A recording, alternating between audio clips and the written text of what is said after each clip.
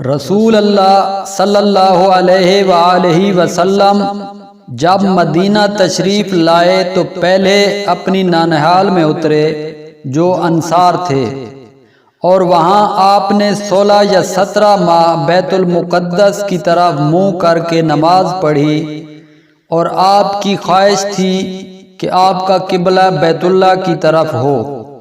جب بیت اللہ کی طرف نماز پڑھنے کا حکم ہو گیا تو سب سے پہلی نماز جو آپ نے بیت اللہ کی طرف پڑھی عصر کی نماز تھی۔ وہاں آپ کے ساتھ لوگوں نے بھی نماز پڑھی۔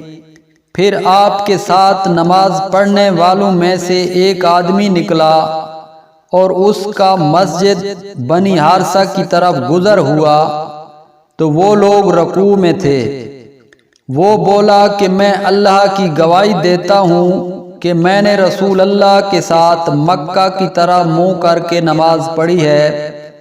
یہ سن کر وہ لوگ اسی حالت میں بیت اللہ کی طرف گھوم گئے، اور جب رسول اللہ بیت المقدس کی طرف منہ کر کے نماز پڑھا کرتے تھے تو یہود اور عیسائی خوش ہوتے تھے، مگر جب آپ نے بیت اللہ کی طرف منہ پھیر لیا تو انہیں یہ امر ناگوار ہوا۔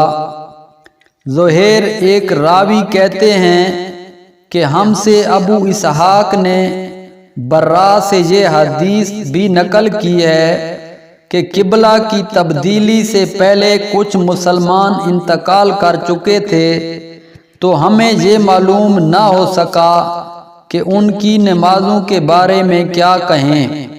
تب اللہ نے یہ آیت نازل کی، وَمَا كَانَ اللَّهُ لِيُضِيعَ إِيمَانَكُمْ، البقرہ آیت نمبر 143، صحیح بخاری حدیث نمبر 40۔